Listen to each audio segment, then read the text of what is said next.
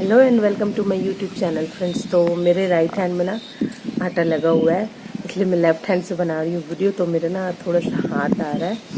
तो आज का मौसम इतना मतलब अच्छा बोलूँ या गंदा बोलूँ मुझे समझ नहीं आ रहा है, क्योंकि ये मौसम जो घर में बैठे हैं उनके लिए तो अच्छा है क्योंकि गर्मी महसूस नहीं हो रही, पर उनके लिए बहुत बुरा है जो सीजनल ऑक्यूपेशन से जुड़े हुए हैं, लाइक गन्ना जूस वाले, गोला वाले, बर्फ़ वाले, और भी बहुत से ऐसे ऑक्यूपेशन हैं जो समर सीजन से जुड़े हुए होते हैं। तो उनके लिए तो ये बहुत बड़ा मतलब बहुत बुरा मौसम है। और जो एग्रीकल्चर या हॉर्टिकल्चर से जुड़े हुए हैं, जिनका सब्जी भाजी का व्यापार है या जिन्होंने अभी रबी की फसल ली है, तो उनके लिए तो ये मौसम बहुत बुरा है। तो इस टॉपिक पे हम लास्ट में चर्चा करेंगे, और क्योंकि कौन है इस इन सब मौसम की वजह की के लिए रिस्पॉन्सिबल। तो अभी जस्ट सो के उठी हो, मेरे आंखों में देखो पूरी स्वेलिंग है और मेरी वॉइस में भी थोड़ा लग रहा है। तो ये आटा है, मैं रियांश के लिए बना रही हूँ दादा वाली रोटी, और मौसम का मजा लेते हुए मेरे घर में भी बज रहे हैं 7 और सबके सब सो रहे हैं। नहीं तो जनरली होता है ना कि मेरे घर में 5:30 तक पापा तो उठ ही पापा तो सबसे पहले उठते हैं 5 बजे, और मैं पापा मम्मी हम 5:30 बजे तक उठ ही जाते हैं, क्योंकि मैं वॉक के लिए जाती हूँ। मम्मी अपने सारे काम करती हैं, पापा गाय वाय का सारा केयर टेकर, सुबह सुबह उनको दाना देना, भूसी देना, पानी देना, इस टाइप का। तो अभी सारे बच्चे सो रहे हैं, सिर्फ मेरा रियांश उठा हुआ है, और मैं रियांश के लिए बना रही हूँ दादा वाला रोटी, और आपको दिखाती हूँ कैसे बना रही हूँ।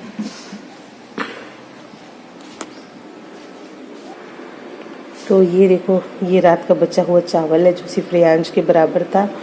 तो इसको मैंने अच्छे से ना मैश कर लिया है नमक डाल के, और अभी इंडक्शन पे मेरी बन रही है चाय। घर में सब सो रहे हैं, और देखो किचन का हाल अभी कैसा पड़ा हुआ है। और ये देखो मेरे घर का मीठा मीठा प्याज से जुड़ी एक स्टोरी मैं बताऊंगी। और आप देखो अभी घर में कितना सूना सूना लग रहा है, क्योंकि अभी सब सो रहे हैं। अंकुर तुम उठ गए, मम्मा सो रही है। देखो पूरा घर अंधेरा हो रखा है, यहाँ मम्मी सोई हुई है और दीदी सोई हुई है। ठीक है फ्रेंड्स, तो अभी मैं बनाती हूँ रोटी, और नाश्ता बनाने का टर्न आज मेरा है। तो आज नाश्ते में मैं क्या स्पेशल बना रही हूँ आपको ज़रूर दिखाऊंगी। तो फ्रेंड्स, मैं ब्रेकफास्ट लेने से पहले मॉर्निंग में डेली जो चीज़ खाती हूँ मैं आपको दिखा रही हूँ। जब मैं वॉक करके आती हूँ तो सबसे फर्स्ट मील होता है वो होता है सोक्ड आमंड्स, सोक्ड ग्राउंडनट्स, और सोक्ड फिग को हम अंजीर बोलते हैं, और सोक्ड किशमिश। तो मूंगफली, बादाम, अंजीर और किशमिश सोक्ड किया हुआ होता है रात भर, तो वो मैं सबसे पहले खाती हूँ। तो फ्रेंड्स, जो सोक्ड ड्राई फ्रूट्स होते हैं ना, वो ना मतलब बॉडी को ज़्यादा बेनिफिट पहुंचाते हैं। और आपको तो पता है कि ड्राई फ्रूट्स में काफ़ी ज़्यादा फाइबर होता है, और सोक्ड आमंड्स में होता है ओमेगा 3 फैटी एसिड। ये अंजीर देखो फूल के क्या हो गया, मोटा हो गया। मुझे ना अंजीर नहीं पसंद है, पर मेरी मम्मी मेरे लिए रोज़ 3 अंजीर भिगाती है। एक्चुअली मैंने बताया, मुझे प्रेगनेंसी के टाइम पे डायग्नोस हुआ कि मुझे सिकलिन है, और मैं हमेशा एनीमिक रहती हूँ। मेरे बॉडी में से 9 to 10 ही ब्लड होता है। मैं खाते खाते बात नहीं करती मेरे साथ। तो 9 to 10 ही यूनिट ब्लड होता है ना, तो मुझे हमेशा अपना ब्लड मेंटेन करके रखना होता है। जैसे कभी कुछ एक्सीडेंट हो गया या सेकंड डिलीवरी हो गई, तो मुझे अपनी फर्स्ट डिलीवरी में मुझे 12 यूनिट तक का ब्लड मेंटेन करके रखना था, ताकि अगर सीजर का कोई चांस हुआ तो कम से कम। हेलो फ्रेंड्स, तो अब मैं नहा चुकी हूँ, और जब मैं आज पराठा बना रही थी, मैं तो वैसे जब से मैं क्या आई हूँ तब से मैं कुछ काम नहीं कर रही हूँ। मतलब दिन का खाना पीना और नाश्ता पानी सब दीदी ही बनाती है, पर आज मेरी बारी थी, क्योंकि हमारे बाड़ी में ना काफ़ी सारा प्याज हुआ है, और बारिश की वजह से ना पूरा प्याज सड़ रहा है। तो मम्मी बोली घर पे ही प्याज का कुछ यूटिलाइज कर दो, तो मैंने प्याज का पराठा बनाया। जब मैं प्याज का पराठा बना रही थी ना, तो मेरा बेटा मोबाइल पूरा डिस्चार्ज कर दिया, तो मैं उस टाइम पे वीडियो नहीं बना सकी। तो बनाने का तो नहीं दिखा सकी, पर खाने का जरूर दिखाती हूँ। तो ये देखो मेरा आज का ब्रेकफास्ट। अच्छा, ऐसे दिखाती हूँ उनको। ये देखो मेरा आज का ब्रेकफास्ट। तो आज मेरे ब्रेकफास्ट में है 1 कटोरी दही चीनी वाली, 2 प्याज के पराठे, और 1 मौसा जी की चटनी। तो बेटू इधर आओ, कम हियर, मिल्क फिनिश करे, शो मी योर ग्लास। अरे वेरी गुड मेरा बच्चा। और ये झड़ाइयो नहीं इधर, तो किचन में लेके जाओ, किचन में लेके जाओ। और अच्छा, हमारे घर में सबसे ज्यादा दूध कौन पीता है यार? कौन सबसे ज्यादा दूध पीता है घर में? इधर आके बताओ। एक मैं, एक भैया, एक कुकू। और पापा? पापा भी। तो रियांश पी चुका है दूध। और रियांश मत देख मुझे दही खाते करके मैं आके बेडरूम में खा रही हूँ। देखो बेडरूम में जनरली बिस्तर में बैठ के ना खाना नहीं खाना चाहिए, पर फिर रियांश के डर से मैं यहाँ पे बैठ के खाना खा रही हूँ। फिर वो दूध पीते ना दही मांगेगा, और दूध और दही पेट में जाके पनीर बन जाएगा। तो इसलिए मैं सोच रही कि अकेले बैठ के खाऊं। तो फ्रेंड्स, आप मुझे कमेंट करके जरूर बताना किसको किसको प्याज का पराठा पसंद है, और आओ कभी मेरे घर पराठा खाने।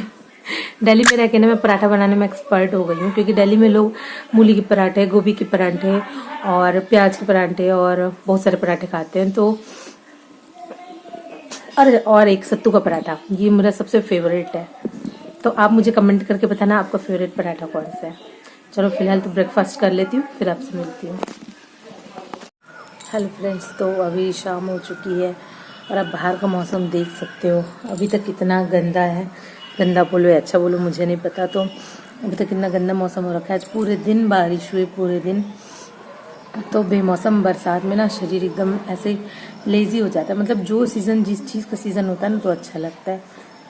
तो आज हमारे घर बन रही स्पेशल खीर। आ गई पीहू पेंड्रा से? तो ये देखो आज हमारे घर बन रहा है खीर। 2 दिन तो आज मौसम स्पेशल है, खीर, पूड़ी और पता नहीं सब्जी, शायद आलू दम बनेगा। मैं तो बनाती नहीं, मुझे सिर्फ चम्मच चलाने का काम मिलता है। तो एग्जाम तक कोई मुझे डिस्टर्ब नहीं कर रहा अभी।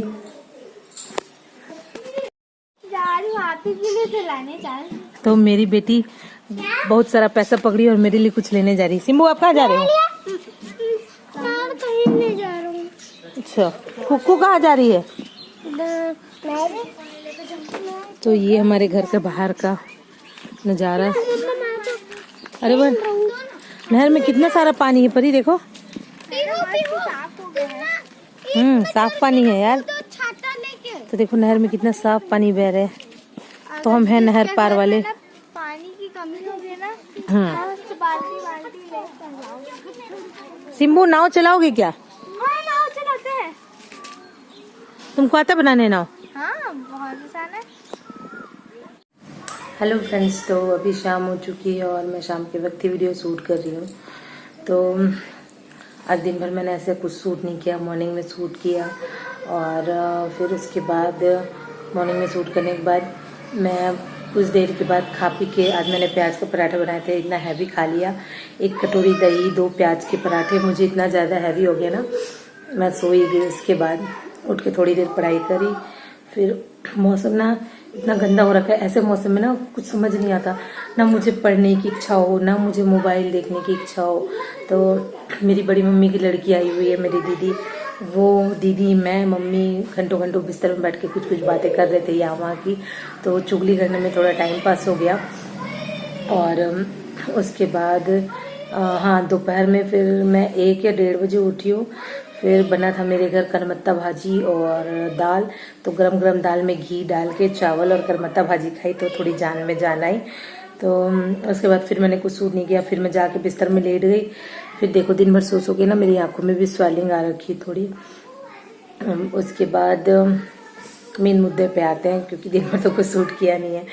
तो यार मैं इतनी अपसेट हूँ, मेरे डिप्रेशन में ना, मतलब मुझे लगता है मुझे खुश होना चाहिए, पर ना मतलब हर आदमी को खुश होने का अधिकार है। पर क्या होता है ना कि जब आपके माइंड में 10 टाइप की चीज़ चल रही हो ना, तो आप कभी खुश नहीं हो पाओगे। मतलब मुझे ऐसा था कि जाने के बाद कुछ महीनों के बाद हमें क्वार्टर अलॉट हो जाएगा, हम साथ रहेंगे। रियांश की पढ़ाई भी इतनी डिस्टर्ब हो रही, मेरे घर में सारे बच्चे स्कूल जाते थे और रियांश पूरे टाइम घर पे अकेले रहता था ना, तो मुझे बहुत बुरा लगता था कि सारे बच्चों की पढ़ाई हो रही। एक हाथ से वीडियो शूट करने में दुख रहा है। तो सारे बच्चे स्कूल जाते थे ना, तो मुझे रियांश के लिए बहुत दुख लगता था कि सारे बच्चे स्कूल जा रहे हैं, रियांश स्कूल नहीं जा पा रहा है। और नौकरी वालों के साथ यही दिक्कत होती है, बच्चा आए दिन यहाँ से वहाँ पोस्टिंग। तो रियांश का ऐसा है कि वो नर्सरी तो उसने कंप्लीट नहीं करी, मतलब कंप्लीट करी कि नहीं मैं खुद ही नहीं समझ पाती। उसने पढ़ा, हम फैब में मनाली से आए, उसके बाद हम दोनों की माँ बेटी की तबीयत खराब हो गई। फिर इनका था कि मार्च में पोस्टिंग आ जाएगा, मत भेजो, रहने दो 1 महीने के लिए, क्या भेजोगे। फिर पोस्टिंग तो आ गई खैर। तो यहाँ आ गए, अब यहाँ आने के बाद ये बोल रहे हैं कि क्वार्टर नहीं मिलेगा। मैं इतनी टेंशन में आ गई हूँ, क्वार्टर नहीं मिलेगा, फिर कहाँ एडमिशन कराऊँ। ये बोलते हैं 3 महीने लग जाएंगे क्वार्टर मिलने में। तो 1.5 मंथ के बाद फिर से रिफ्रेश एडमिशन, मतलब एडमिशन तो स्टार्ट हो गया। एडमिशन तो मतलब अप्रैल से ही होने लगा था, लेकिन जुलाई में भी स्कोप होता है एडमिशन का, तो जुलाई में भी करा लूँगी, मतलब 16 जून को। पर अगर मैंने बलौदा में करा लिया, फिर 3 महीने बाद पोस्टिंग आ गई, फिर बच्चे को बीच से छुड़ा के लेके जाओ, और बाय द वे यहीं छोड़ के जाऊंगी, तो यहाँ फिर कौन देखेगा।